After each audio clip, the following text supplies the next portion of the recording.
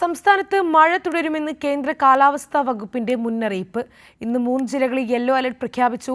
പത്തനംതിട്ട, ഇടുക്കി, മലപ്പുറം ജില്ലകളിലാണ് ശക്തമായ മഴ മുന്നറിയിപ്പ്.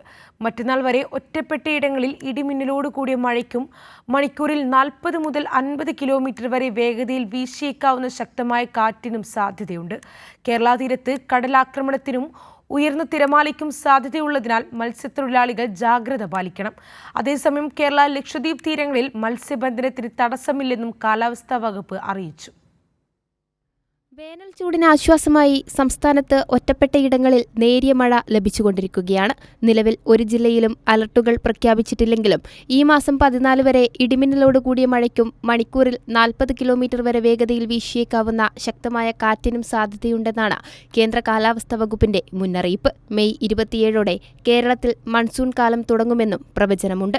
4 ദിവസം വരെ മുന്നോട്ടോ പിന്നോട്ടോ ആവാനുള്ള സാധ്യതയാണ് നിലവിൽ കണക്കാക്കുന്നത്. മലയോര തീരദേശ മേഖലകളിലുള്ളവർ അതീവ ജാഗ്രത പാലിക്കണമെന്ന നിർദ്ദേശമുണ്ട്. അതേസമയം കേരള ലക്ഷദ്വീപ് തീരങ്ങളിൽ മത്സ്യബന്ധനത്തിന് തടസ്സമില്ലെന്നും കാലാവസ്ഥാ വകുപ്പ് അറിയിച്ചു. കൈരളി ന്യൂസ്, തിരുവനന്തപുരം.